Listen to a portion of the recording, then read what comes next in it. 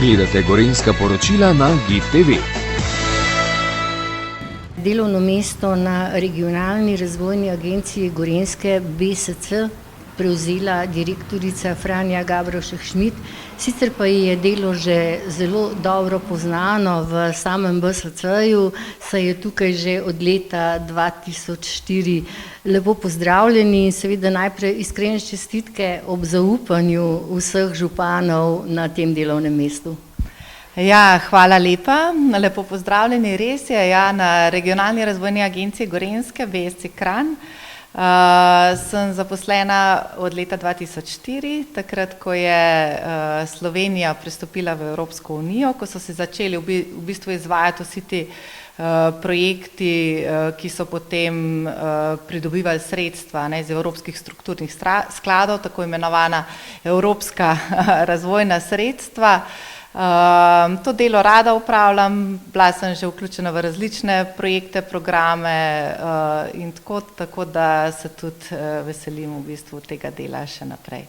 Boste nadaljevali delo tako, kot ga je zastavil vaš predhodnik z vsemi 18 občinami na Gorenjskem? Ja, mi kot Regionalna razvojna agencija Gorenjske pokrivamo v bistvu celotno Gorenjsko, sodelujemo z vsemi 18 gorenjskimi občinami v okviru sveta regije, to se pravi, to je organ, v katerega so vključeni vsi gorenjski župani, v okviru razvojnega sveta gorenjske regije.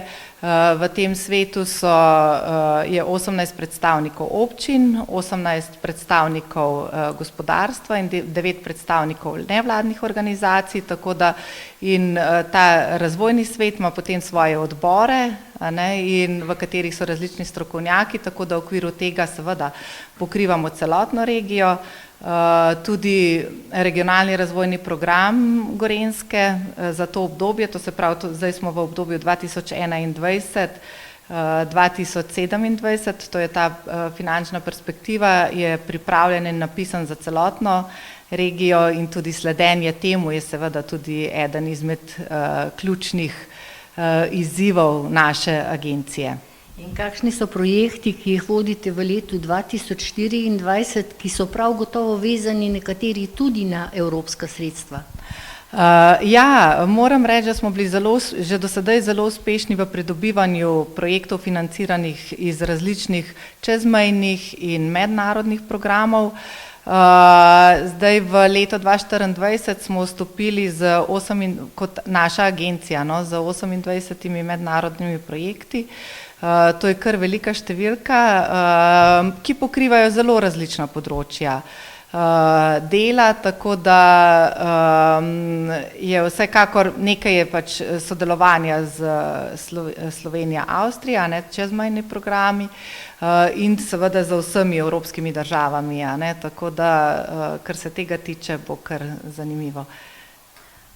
Glede na to, da smo stopili v pomlad, je projekt Bike, sedaj mreža celotnega projekta raztrešena po celotni Gorenjski, so zdaj že vse občine pristopile v ta projekt?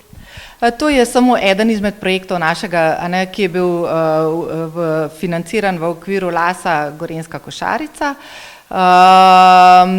In v bistvu mi imamo na naši agenciji različne projekte na temo spodbujanja kolesarjenja. Tudi v prejšnji finančni perspektivi se je pripeljalo kar nekaj investicijskih sredstev za kolesarske povezave, za vzpostavitev določenih kolesarnic, in tudi tega, eden izmed projektov je seveda tudi ta sistem. Smo pa vključeni tudi v promocijo trajnostne mobilnosti, potem promocijo kolesarjenja, vedno smo vključeni v Evropski teden mobilnosti in tako da na tem področju je sigurno precej aktivnosti, ki smo jih že izvajali in jih imamo tudi v planu za naprej. Zahvaljujem se vam za tale pogovor in želim uspešno delo na delovnem mestu. Hvala lepa.